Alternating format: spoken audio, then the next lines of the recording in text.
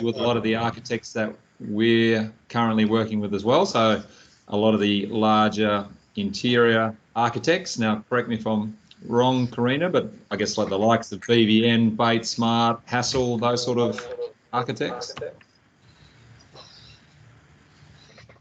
Sorry, I missed a little bit of that, Will, but I froze my...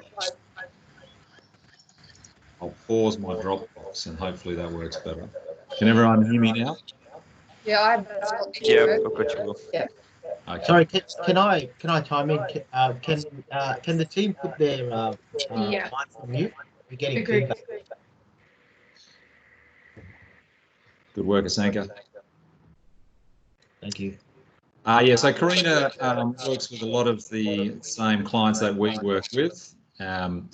I would assume it's a lot of the large architects that work on the interiors projects, but also with some of the education, commercial projects and so forth. So Karina works for Planex, and they provide a lot of the joinery fit out components, which Karina will go through in a minute. But I guess a point of difference is that all manufactured locally in Australia and quite popular amongst the architects.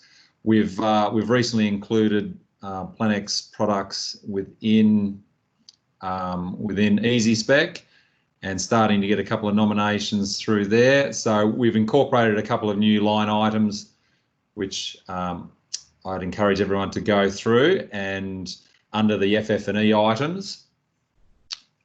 As you know, a lot of architects sometimes do their own schedules. Now we can provide them the opportunity to do it through EasySpec, and should make it a lot simpler in researching, selecting, and reviewing it.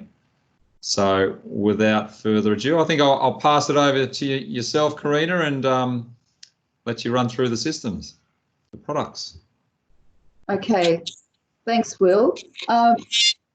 I just want to introduce you all to Jean-Pierre Jardel. He's the director and owner of Planex. He's just going to sit in over my shoulder and make sure things are correct. Yes, so always a good sign.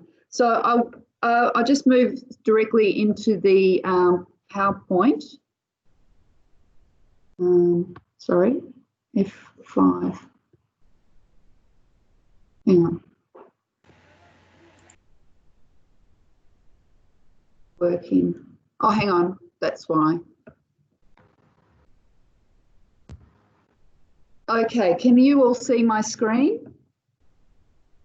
Yes. Okay, yes. Great. Thank you. Yep. So, my name's Karina Clark and I'm the Business Development Manager for Planex. I've been with the company for just over 12 months, although my relationship is a lot longer. It's over 20 years I've known Jean-Pierre and Planex products. Most of my professional career as a designer has been as a program director and senior lecturer at UNSW Faculty of Art and Design. And it was when I was an academic that I met Jean-Pierre and many years ago, and I've always been very impressed by his business and the way he operates and the product that is created.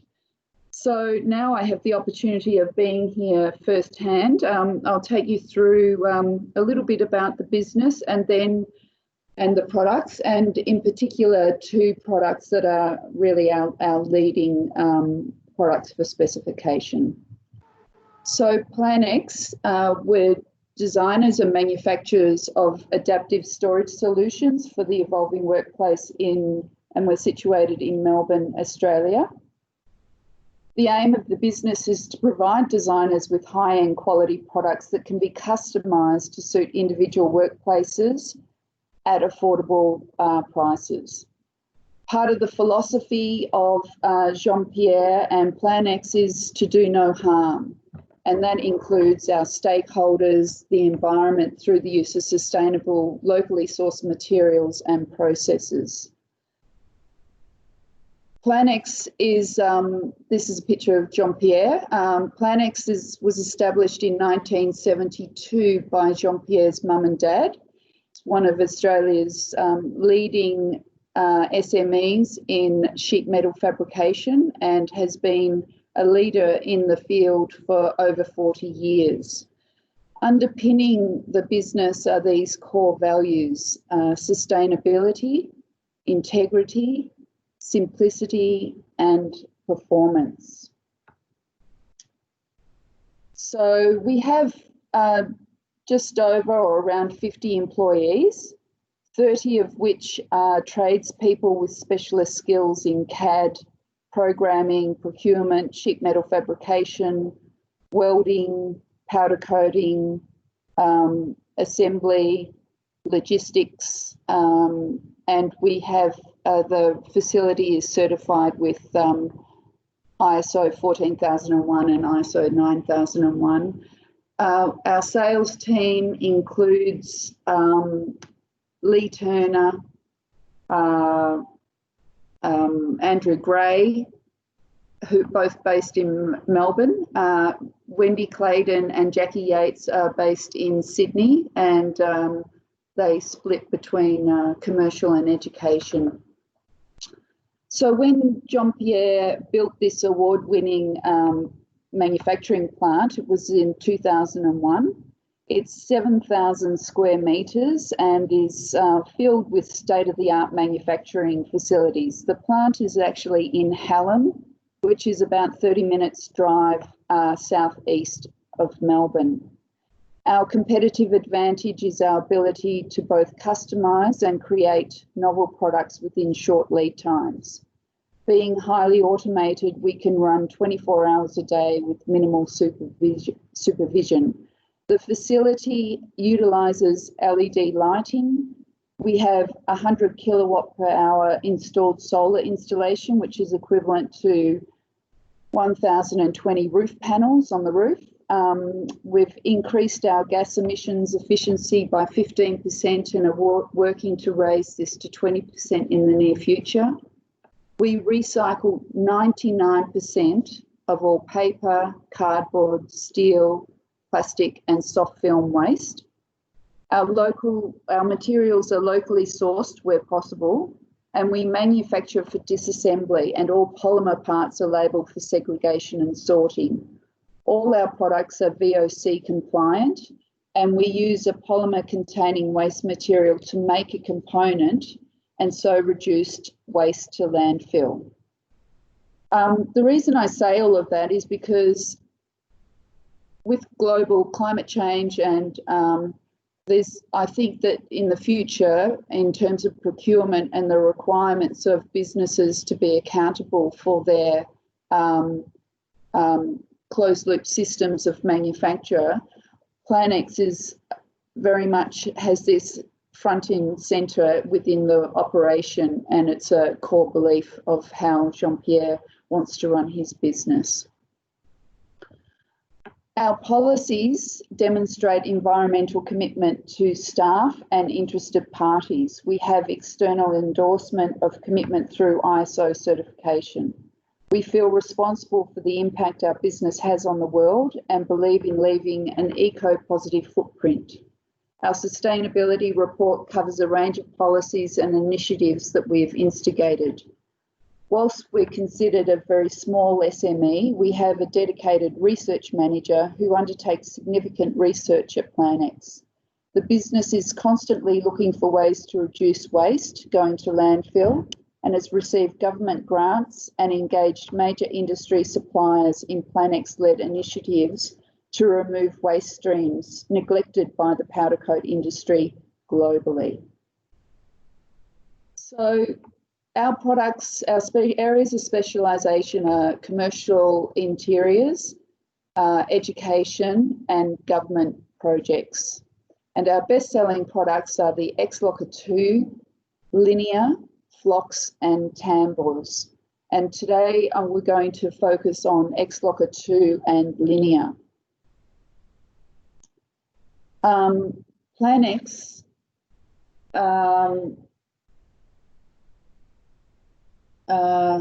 sorry, I've just lost my place for a little bit. As a sustainable manufacturer, we invest in the future with Planex products contributing maximum points to Green Star ratings. Planex has maintained a FARDI blue tick product testing and good environmental choice for a range of products since 2009.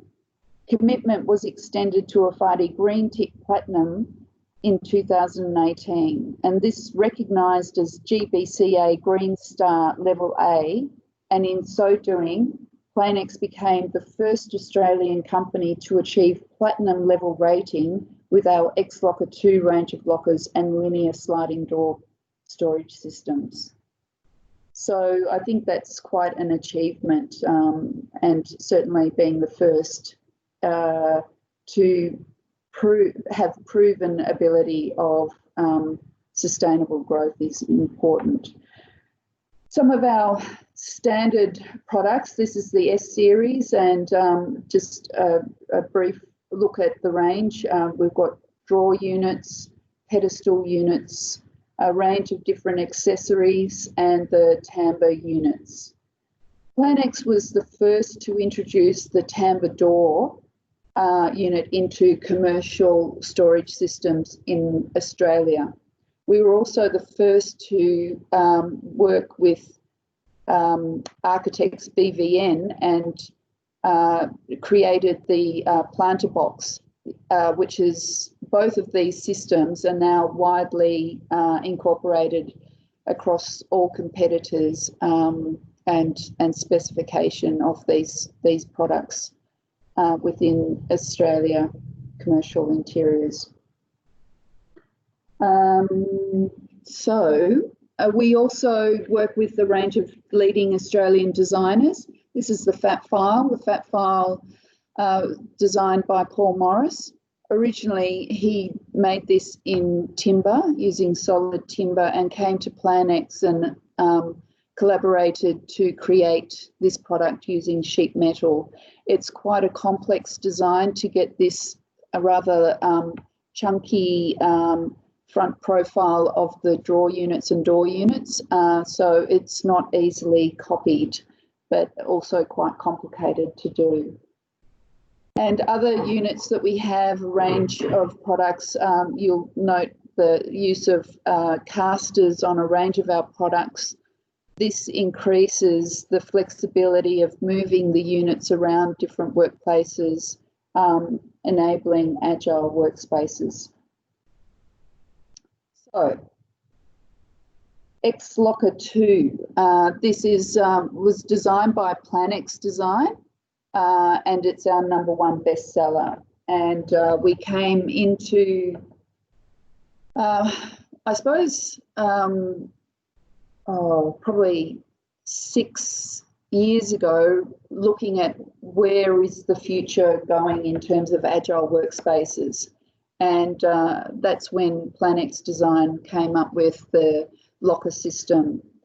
Last year, in 2019, we won a Good Design Award, and I'll just read you what the jury wrote about the system. They said that it's a pleasing example of the typology. The locking system is of merit and has a strong aesthetic that integrates well. Overall, the design is well resolved, and the power management is extremely well considered. All bespoke capabilities are available out of pre-configured options, which is a huge benefit to the end user. Commonality of components and design for modularity allows the customer to design a customized storage system that can be tailored to different contexts within the workplace. Visually, everything just comes together seamlessly, making this a highly popular choice in the growing mobile office storage market.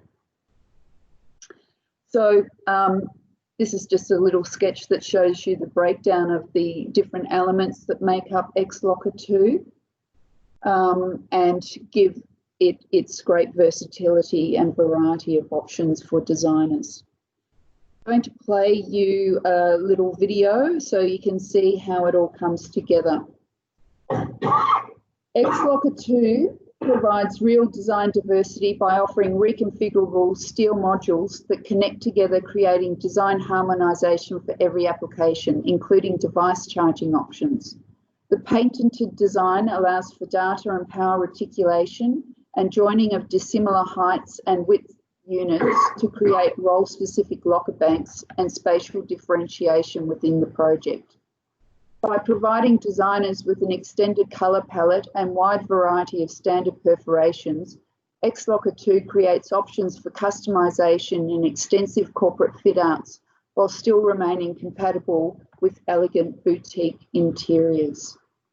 So that's just how it sort of comes together, and you can see there's a range of different locking mechanisms. The X-Locker 2 is lock agnostic. I'll go through that in detail later, and we're also able to be hardwired if required. So the application of the lockers goes across government, commercial and education facilities. This is RMIT, Faculty of Art and Design. We've done major works with RMIT across different faculties. We've worked with UTS, University of Western Sydney, Melbourne Uni, Sydney University, Victoria University. We're actually sort of widely specified within the sector. This is a pilot project designed by Car Design. It's for the Department of Health in Hobart, and it utilises Gallagher technology, which is access control. So it's all base systems, hardwiring. We also, this is Ian Potter Foundation. Ian Potter Foundation is in Melbourne, and they are a very small, not-for-profit philanthropic organisation for the arts and, well, actually a range of different areas. End-of-trip facilities. This one's for Telstra in Melbourne. We've also done a lot of Telstra operations across Australia nationally, a national rollout. And I've got this as a fit out for Public Transport Victoria. And what's interesting about the way they're using the lockers as smaller discrete units that are placed on the floor as opposed to extensive large locker banks.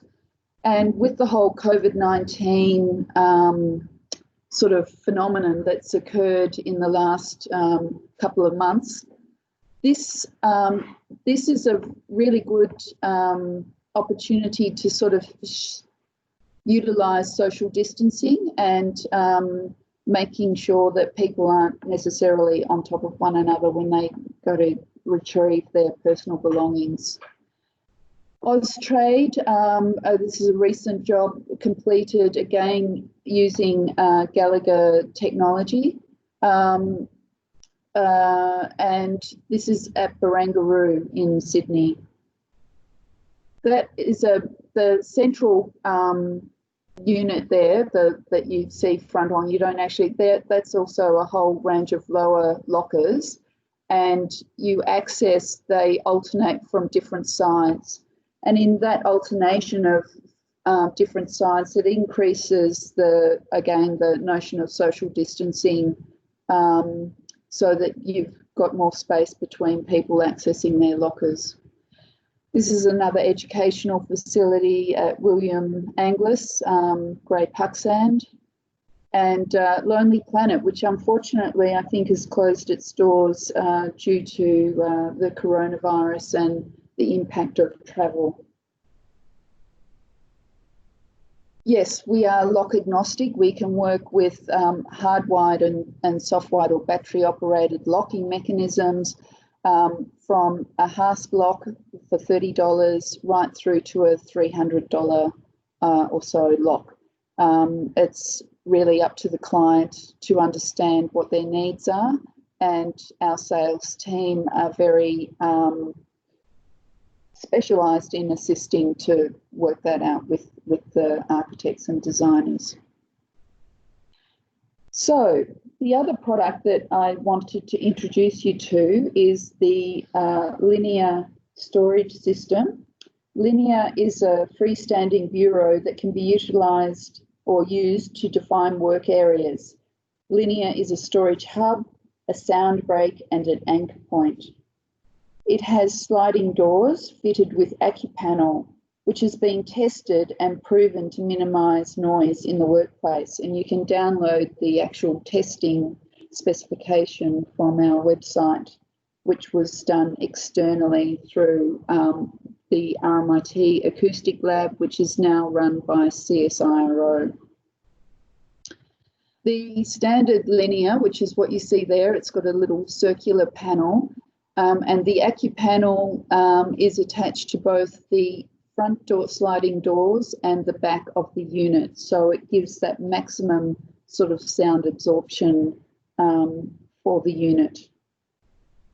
It comes in a whole vast range of sizes, and we've just made some adjustments or extensions on those sizes, which will come out in the new brochure at the end of the month, and I'll update you or update the specification once we have that. The linear unit can have 3 different types of tops. This is what you see here, which you can't really see. I'll just see. This is a slimline. It's a 3mm top. It can also come with a timber top, a 25mm or 20mm steel top, or plywood top, and the Phlox planter box as well.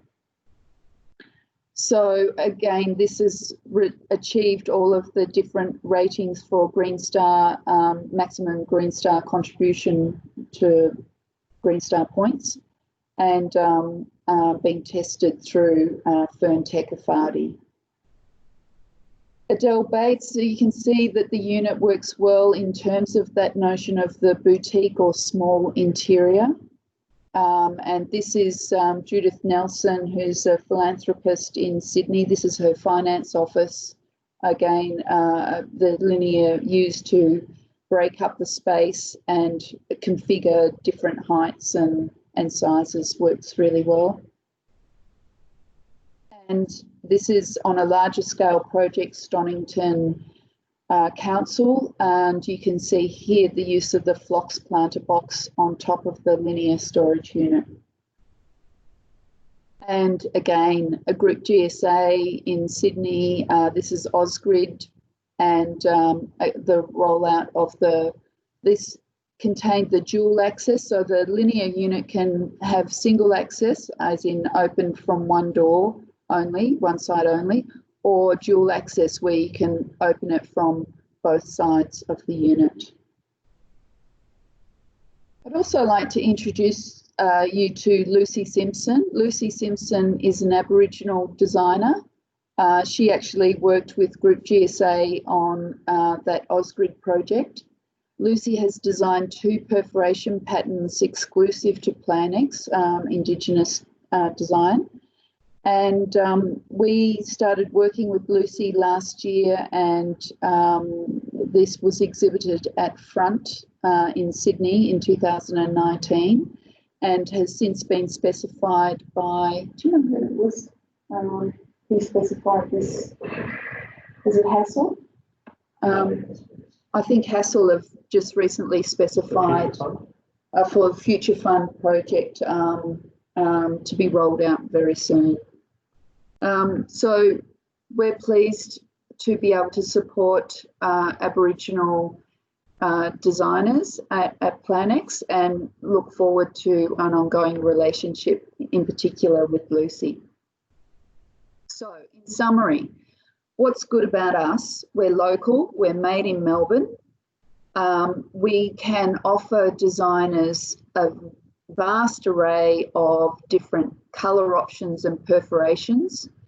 So when you combine the different colours and perforations, it's over 3,000 options that would be available. All of our materials are locally sourced. Our hardware comes mainly from Europe or local, and we believe in knowing where we get our supplies from, and the European hardware stands the test of time. We can do a 5-week delivery turnaround from order placement. Planex bends itself inside out to assist with designers in terms of installs and adjustments to lead times. So we have that flexibility because we are local.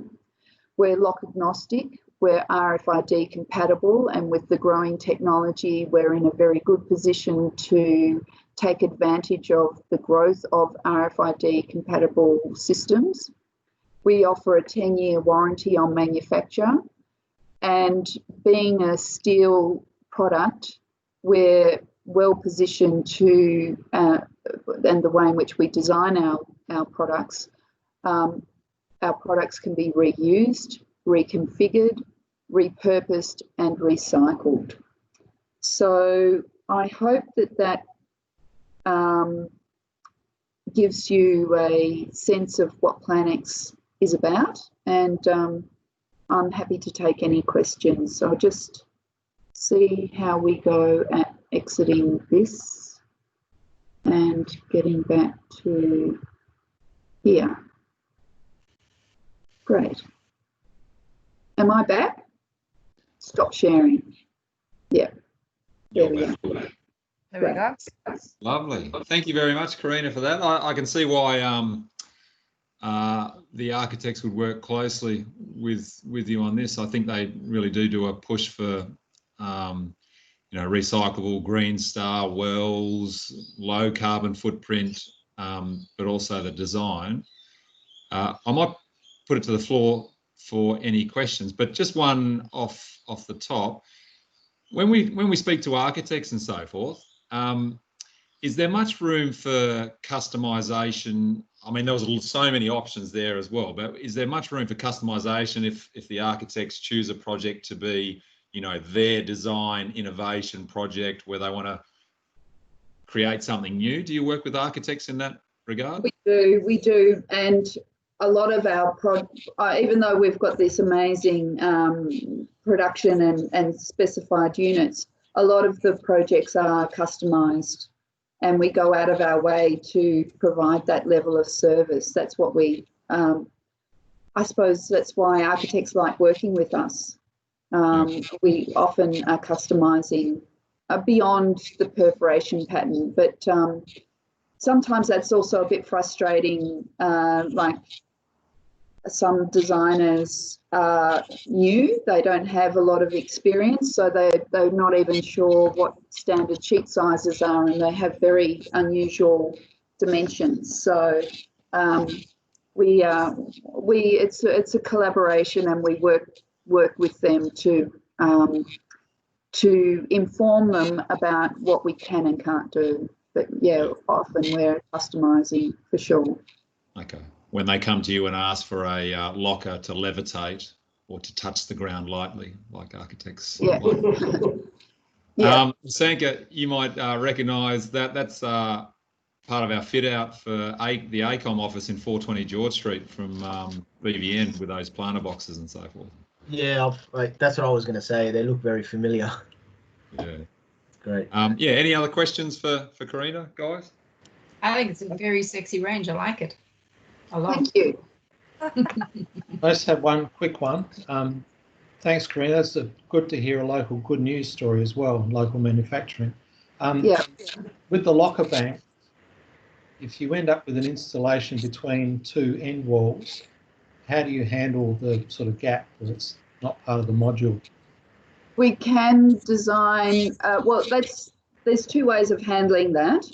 We can create filler panels, or working with the builder. Often the builder has a timber, it might be a bulkhead or a two end panels, and they create the filler. So we can do a sort of a metal filler, or the builder does it. That's why that notion of measure twice, cut once. When we do have a lot of projects where it's built into cavities, and we've just got one further refinement that is occurring with the X-Locker system, which is a little connector that will enable us to connect the units without having to, you might have seen in that video, when they went to connect the individual locker units, they lifted it up about 30 mil and then slotted it down. The new system will now allow connections so that you don't have to have that 30 mil gap at the top, which will help for the install into cavity walls, etc. But in terms of that little gap, that's why I suppose it's good for designers to understand how to add up running dimensions and get it just so, you know. And builders, yeah, I mean, sometimes we had a job in Brisbane, or was it Townsville, with ATO built into a cavity, and that was all incorrect, and then they had to make these modifications, and we worked it out. But there's a lot of, there can be issues. Yeah. But I don't think there's been one that we haven't been able to solve. I'll just put that out there. Yep. Karina, just another quick question about sustainability. In terms of you guys calculating your carbon footprint, I suppose, is that calculated from cradle to grave, or is it just at the manufacturing process? No, I think Robert has calculated it from cradle to grave in terms of the steel, where it comes from, and yeah. Am I correct in saying that? Yes. Yeah. We get asked that, like in certain projects where, you know, it's a pretty much a number one issue in terms of sustainability. They might sometimes ask for these the figures and you know, I suppose reports.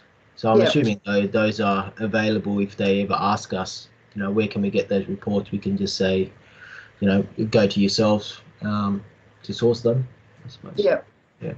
We've done a lot of research in. It is quite a tricky thing to evaluate, and I've been looking for a comparison because of being locally manufactured, to do the comparison of a local manufacturer to things coming in from well, China or elsewhere, and often that transport cost is the highest factor in terms of the additional loading on a sustainability cradle to grave sort of report. But it's really hard to get those to find those figures, because nobody really does it. It's sort of spoken about but not well articulated.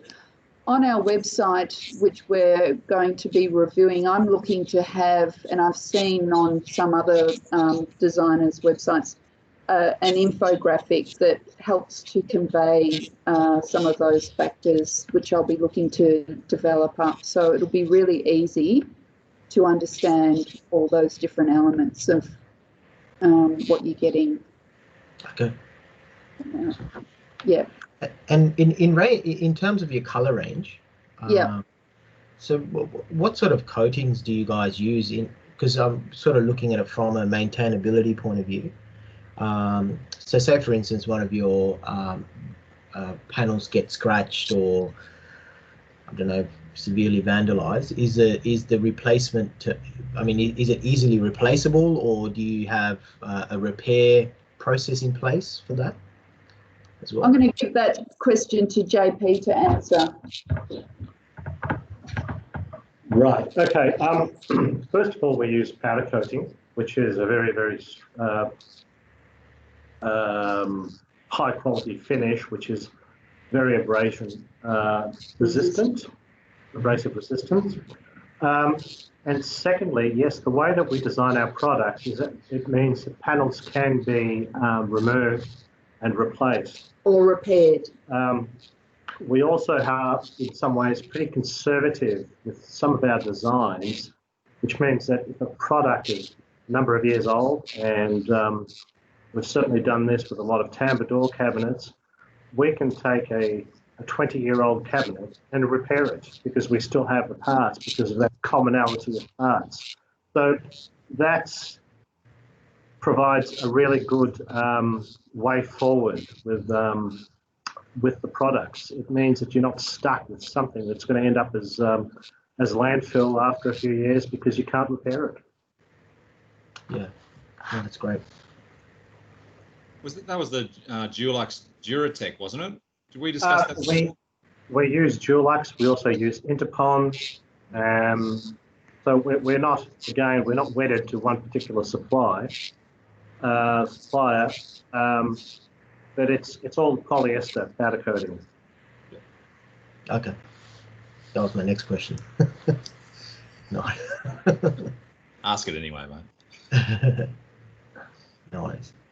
So with that type of powder coating or that process, we prefer that because our products are for interior use only. So our powder coating isn't really robust enough for external use, so we're not going to be doing facade panels, and if we did do them or manufactured them here, we'd have to get them outsourced for powder coating to accommodate for external use. So yeah. Can I the reason why our powder coating isn't for external use is because we have a very, very benign pre-treatment process, so that we have very limited effluent being discharged. So rather than having some very caustic chemicals, chromium, which are environmentally unfriendly, we use very, very simple process, which provides good surface preparation for internal use, but doesn't provide that high degree of weathering capacity for external use. And that's just a decision that we've made to have I guess, an effluent system out of our powder coat plant, which is not an environmental disaster. Yeah, that's good. And the other thing in terms of our cabinets or we use blue scope steel, and 20% of that steel is recycled content. We've used the same supplier for over 20 years. And what else do I want to say? So the thickness of the steel is it's a thicker, more, and has a, what's the content of is it copper or something? No, there's a particular. It's a specific steel for cabinet making, which is consistent. Yeah. So we don't buy steel on the spot market where we can get steel of unknown quality. We always have a consistent quality steel, and we can have the mill certificates that come with it so that we can actually fully demonstrate what quality steel we're using. The other reason that we get steel from a single supplier is that it has a minimum amount of oil coating on it. All steel, as it's manufactured, has an oil coating. By having a minimum amount of oil on it, it means that our pre-treatment process doesn't have to have caustic chemicals to remove it. So it all ties in with trying to minimize the amount of effluent that we're discharging. Okay. And I noticed that you guys said that you do use the polyester powder coating systems to coat your panels. So I'm assuming the base metal is aluminium. No, the base metal is steel, which has been phosphated with a phosphate conversion coating. Right. Okay. That's part of the pre-treatment process. Okay. So the first stage is cleaning the steel and also phosphating the steel. Okay. Because I know a lot of manufacturers coating manufacturers don't warrant powder coating over steel very much, just purely because of the adhesion issues, and there's profiling that's required. But I'm assuming because of the phosphate conversion. Yeah. The big issue is powder coating over aluminium. Steel is actually a very good substrate. Aluminium is a poor substrate that requires a, I think it's chromic acid or chromic acid or, I think what other, it's another type of acid to etch the surface, and they're quite caustic chemicals. Okay. So I'd imagine your lead time will be quite good then as well if you're doing it all in-house locally as well. Yeah, our lead time is usually between 4 to 5 weeks. Yeah, okay, that's good. Okay. Yeah. All right. Any other questions before we wrap this up? Yeah, just one quick one as well. With the Timber planter box unit, how do you deal with the drainage?